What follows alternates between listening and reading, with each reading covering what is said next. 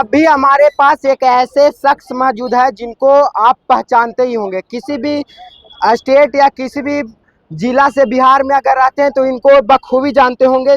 जोश एक्सप्रेस इनका चैनल है और इनका अंदर इतना कुट कुट के जोश भरा हुआ है जिसका कोई मतलब स्थान नहीं है। सबसे पहले आपका स्वागत है। बहुत बहुत धन्यवाद अंकुश जी, आप अपने चैनल पे रखे, आपको भी और आपके दर्शकों को भी शुभकामनाएं। कैसे हैं आप? बहुत अच्छा, बहुत अच्छा, बहुत अच्छा। अच्छा, आप मतलब आपका हाथ नहीं है फिर भी आप इस प्रकार के बड़े मुकाम पे हैं, इस प्रकार का काम करते हैं, कैसे कर लेते हैं? ये चीज हमको बता दीजिए, हाथ नहीं है, आपने मेरे चेहरे पे देखा है क्या कि अरे यार मेरे हाथ नहीं है, मैं रो रहा हूँ, मैं गा रहा हूँ, थोड़ा सा भी सिकम देखा है क्या? बिल्कुल नहीं। तो कैसे होता है मतलब आपके जैसा लोग को अगर हाथ पैर ना हो तो उनका एक बहाना हो जाता है कि भीख मांगने के लिए उतर जाते हैं। आप कभी सोचे इस प्रकार? देखिए बहुत तरह के लोग हैं। आपने सही कहा, मैं ट्रेन में जब आता था ना तो एक बार देखा था कि इसको एक मतलब एक हाथ नहीं थे, एक हाथ था, बाकी पाँव सही था, और एक हाथ ऐसे मतलब जो हाथ कटा हुआ था उसको दिखाता था और दूसरा हाथ बढ़ाता था और लोगों के से बीचों में से गुजर रहा था और मैं भी चुपचाप बैठा था। गुजरते हुए आया तो कोई ऐसे जब उसको देखता था तो फिर ऐसे नजरें घुमा लेता था। ऐसी जो भी उसकी प्रक्रिया थी चलती रही। जब मेरे तक आई, मैं पैसा निकाल के ऐसे उसको ऐसे दिया और कहा कि इन लोगों के सामने हाथ फैला रहे हो, इन मुर्दों के सामने। मुर्दे कभी बोलते हैं क्या? बिल्कुल, मुर्दा नहीं ना बोलता है। ये पैसा लो और आज के बाद तुम भीख मत मांगो। अब लोग हमको देखने लगे कि अरे साला, ऐसे ही लोग कह, अरे साला उसका दोनों हाथ नहीं है तो भीख दे रहा है, और जिसका एक हाथ नहीं है वो भीख मांग रहा है। सोचिए तो मायने तो वहाँ पे आस पड़ोस के लोगों का रिएक्शन किस प्रकार? रिएक्शन ये रहा कि लोगों को शर्म आने लगी, शर्म आने लगी कि मैं हाथ लेकर उसको भीख नहीं दे पाया, लेकिन जिसका दोनों हाथ नहीं था वो भीख दे रहा है। तो बहुत बड़ी मायने था और सच्चाई है, इस धरती पे जैसा आप सोचेंगे ना वैसा ही होगा अंकुश भाई, समझ लीजिए, जैसा आप सोच लेंगे वैसा ही होगा। मतलब अगर मैं भी सोच लिया होता कि मेरे दोनों हाथ, बड़ा सुनहरा अवसर मिला था, मेरे दोनों जब हाथ कटे 12 वर्ष की उम्र में तो सुनहरा अवसर मिल गया था कि मैं चाहता तो भीख मांग के जीवन यापन कर लेता, लेकिन ऐसा नहीं। मतलब ये आपका बीच में कटता है, जन्म से नहीं था? जन्म से नहीं था, जन्म से आप बिल्कुल ठीक? बिल्कुल बिल्कुल एकदम सही थे। मतलब कैसे आपको इस प्रकार का घटना? बिजली मार दिया था 11,000 वोल्टेज का। अच्छा, करंट के कारण? करंट के वजह से मेरे दोनों हाथ कटे। तो फिर अचानक आपका 12 साल की उम्र में हाथ कट जाता है तो क्या आपका माइंड में आता है कि मतलब? कुछ नहीं, माइंड देखिए, लोग कहते हैं ना कि पब्लिक सबसे बुरा है रोग कि क्या कहेंगे लोग। आप मैं बड़ा रोग क्या कहेंगे लोग। जिधर मैं जाता था उधर लोगों का बस एक ही रिएक्शन था, ये जी कर करेगा क्या। एक ही रिएक्शन था, हमारे पिताजी से लोग कहते थे इसको पॉइजन की सुई दिलवा दीजिए, ये करेगा क्या। और मैं जहाँ भी जाता था वहाँ लोग हमें भगा देते थे। तब तो बहुत बुरा फील होता होगा, दुख होता होगा। अरे अब मेरे भाई, मैं आप सोचिए कि जिस व्यक्ति को अगर भगा दिया जाता हो, जिस व्यक्ति को क्या होता है कि समाज देखना ना चाहता हो, जिस व्यक्ति से एक बदबू आती हो, सोचिए कि उसका दौर कैसा गुजरता हो। बिल्कुल, जिसे लोग समाज एकदम देखना पसंद नहीं करता था और मैं अपने आप को समाज में प्रेजेंट नहीं कर पाता। तो सब सारी चीजें रही, बहुत काफी मशक्कत के बाद मैं यहाँ आया। अच्छा, तो फिर आप अचानक से माइक कैसे पकड़े, मतलब कैसे सोचे कि अचानक से माइक नहीं पकड़ा, पढ़ लिख के माइक पकड़ा। अचानक से कैसे पकड़ के भाई बोल पाऊंगा? भैया बोल पाऊंगा? पढ़ा लिखा, इसके लिए मेहनत किया जबरदस्त। जहाँ स्कूल मुझे भगा देता था कि तुम्हारा एडमिशन कैसे होगा जब तक लिखोगे नहीं। सच्चाई है, जिसके हाथ नहीं होगा लिखेगा कैसे। और आपसे मैं कह दूं कि भैया मुझे लिखना सिखाइए ना, तो आप हाथ से सिखाएंगे और मेरा हाथ है ये नहीं है, लेकिन मेरे लिए कोई हाथ कटवाएगा हो भैया? नहीं ना कटवाएगा। तो समझिए, खुद से मैंने जो कुछ किया है खुद से किया। और सच्चाई है कि क्या होता है कि लोग कहते हैं ना किताबें नहीं सिखाती है, समाज सिखा दिया। समाज सिखा दिया बॉस कि नहीं बेटा तुम्हें ऐसे नहीं रहना है।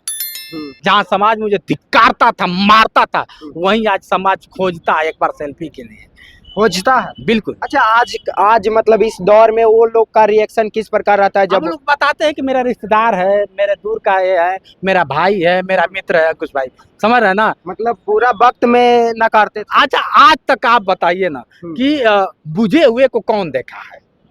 कोई देखा है? बुझे हुए को कोई देखा है? जलती हो को जमाना देखता है मित्र। सूर्य भी ना जब निकलता है तब लोग देखते हैं, नहीं तो पैसे करते हैं। बिहार के लिए प्रेरणादायक है, सिंपल सी बात यही है भैया, ठीक है। और ये कोविड टाइम से इनके मेहनत को, इनके हौसला को एकदम सैल्यूट है। अरे समझे, इतना मेहनत करते हैं और इन्होंने एक अलग इतिहास लिखा है, रियलिटी बता रहे हैं। ये कोई बात नहीं है। अगर इन इन हालत में बहुत सारे लोग जो है ना, बस एक कटोरा ले लेंगे, कहीं भी बैठ जाएंगे, ठीक है, सही इंसान। लेकिन इन्होंने एक अलग परिभाषा लिखी है बिहार में, ठीक है, एक अलग सा उत्साह जगाया है, एक अलग सा दीप जलाया है, लोगों को बताया है आने वाले लोगों के लिए प्रेरणा। बिल्कुल बिल्कुल। और हर वो काम जो है भाई, माइक पकड़ना ही बहुत बड़ी बात है। कहते हैं कि भारत के चौथे स्तंभ जो है ना, ये चीज है। और डिजिटल इंडिया में इतने चीज ये है कि बुलंद आवाज है कि कुछ भी कर सकता है, किसी को भी वायरल कर सकता है, समझा। वो काम करते हैं, बहुत मेहनत करते हैं, नो डाउट, ठीक है। अच्छा। बहुत मेहनत करते हैं, और ऐसे मेहनत वाला इंसान को भाई दिल से एकदम सैल्यूट करते हैं हम। नहीं, बिल्कुल भैया, लेकिन आप जैसे लोगों ने कहा भी है, बेटा झुकना नहीं है, बेटा रुकना नहीं है, हम आपके साथ हैं। ऐसा कुछ नहीं है। हम लोग पढ़ते थे ना कि एक कहावत है, जैसे आप अगर दौड़ नहीं सकते हैं ना तो चलो, अगर चल भी नहीं सकते तो रहेंगे अपने मंजिल तक, और अपने जो संकल्प है उससे तो रुकना नहीं। विवेकानंद जी का एक बहुत बेहतरीन लाइन है, बिल्कुल समझे। तो बस वही काम इन्होंने कहा है भाई, मंजिल तक रुकना नहीं, अभी और भी आगे चलना है, बिल्कुल समझे। अरे टेलर जीरो था, जीरो हूँ और जीरो ही रहूंगा। ये आपका बड़प्पन है कि मुझे हीरो बनने का शौक नहीं है। हालातों में भी जीरो आप था, एकदम जीरो नॉर्मल है, ठीक है आपका, ठीक है। लेकिन बहुत अच्छा है, बिहार के लिए कुछ कर रहे हैं, लोगों के लिए आप प्रेरणा स्रोत है, और बहुत सारी चीजें हैं। एक दिव्यांग अजय भी है, आप सब मिले ना दिव्यांग अजय से बेगूसराय में, उसका सबसे पहले लड़ाई हम लोग लड़े थे, बिल्कुल, ठीक है। आज भाई डिजिटल प्लेटफॉर्म के जो किंग कहे जाने वाले मनीष कश्यप भाई भी उसका साथ दे रहे हैं, बहुत अच्छा लगता है। अच्छा, भैया से थोड़ा बात करना चाहेंगे कि मतलब आप चैनल बनाए तो कब आपका चैनल है जो ऑटोमेटिक मतलब ग्रो हुआ, कब स्टार्ट हुआ? चैनल मैं नहीं बनाया, और मुझे पता भी नहीं था। लोग मेरा इंटरव्यू लेने जाते थे तो मुझे लगता था कि आखिर ये मेरा वीडियो क्यों बना रहा है। सोचते थे। तो एक मेरा लड़का है 3-4 वर्ष का, उस समय तो 12 वर्ष का हो गया, हमें लगता है कि 5-6 वर्ष का उस समय था। तो वो मुझे बताया कि पापा वीडियो से पैसा आता है। तो हम कहे ये कैसे होता है यार। मैं तो जॉब करता था, मैनेजर का पद था, मैं कंप्यूटर ऑपरेटर था, सचिवालय में ड्यूटी करता था संविदा पे। अच्छा। सोचे लखनऊ में, तो वहाँ छोड़ दिया, नौकरी छोड़ दिया। हम कहे यार चलो एक बार देखते हैं। और मुझे भी नहीं पता था कि नौकरी छोड़ के जब मैं आऊँगा तो इतना बड़ा लोगों का प्यार मिलेगा। और ख़ास तौर से बिहार में जब आया तब बहार आया। बिहार में जब पहली बार आया, बिहार से मैं बहुत डरता था, सच बताएं। आज मैं बिहार में खड़ा हूँ, लेकिन बिहार से वाकई में डरता था। और लाना वाला मनीष कश्यप जी हैं, जो हमें यूपी से उठा के बिहार लाए। हम कहे भैया हम जाएंगे नहीं, हमको डर लगता है। तो जैसे यहाँ के लोगों का जो रवैया था, मैं बचपन से एक मैं गाना सुना था कि वो भरत शर्मा जी गाते, जहाँ उबड़ खाबड़ नियर तो के लागी चनिया बिहार आ गई। हम कहे कि यार उबड़ खाबड़ क्या होता है। तो कई लोगों से मैंने जब टच किया तो कहा कि वहाँ के रास्ते सही नहीं है, वहाँ का सारी चीज़ें मतलब इस तरह से नहीं है, और लोग कदम कदम पे झगड़ा कर लेते हैं, कदम कदम पे मार पीट करते हैं। तो हमें ये सब पसंद नहीं था। हम कहे कि तब हम नहीं जाएंगे। गलती हमसे भी हो सकती है भाई, कोई मार देगा तो हम क्या करेंगे। लेकिन यहाँ आने के बाद पता चला कि वाकई बिहार के अंदर ना जो दिल है, कुछ रहे चाहे ना, लेकिन दिल बहुत बड़ा है। बिहारियों का दिल बड़ा है, बहुत बड़ा है।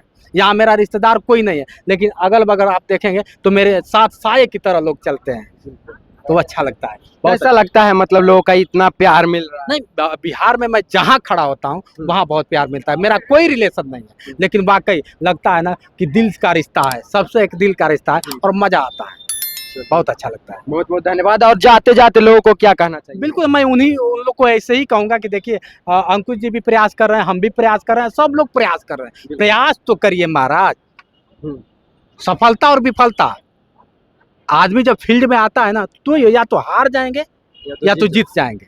हार के भी समझिए, जो कहते हैं ना कि चलो हार जीत गया तो कैप्टन बन गया, और हार जाएंगे तो हम सलाहकार बन जाएंगे, तो ना जाने कितना कैप्टन पैदा कर देंगे। तो हारिए, हम तो कहते हैं कि हारिए, हार के आप सलाहकार तो बन जाएंगे, लाखों कैप्टन पैदा कर देंगे। बिल्कुल। कभी कभी टूटना भी एक मंजर सा होता है, क्या बात है, समझे। कभी कभी टूटना भी एक मंजर सा होता है, क्योंकि उस टाइम ना अनुभव होता है कि टूटने के बाद मुझे कितनों का सहारा मिला, कितना, और लोग हर चीज सीखने को मिलता है। ठोकरें इंसान को चलना सिखाती है, ठीक है, बस ठोकर खाते रहे। नहीं, ठोकरें इंसान को चलना सिखाती है, लेकिन झुकना नहीं। झुकना, स्वाभिमान से समझौता मत करिए। स्वाभिमान से समझौता नहीं, स्वाभिमान झुकिए, लेकिन स्वाभिमान से समझौता नहीं। बहुत बहुत धन्यवाद। बाकी देखने के लिए बहुत बहुत धन्यवाद। और भैया के बारे में क्या सोचते हैं कमेंट बॉक्स में अपना राय जरूर दीजिएगा। बाकी मिलते हैं किसी और वीडियो में, तब तक के लिए जय हिंद।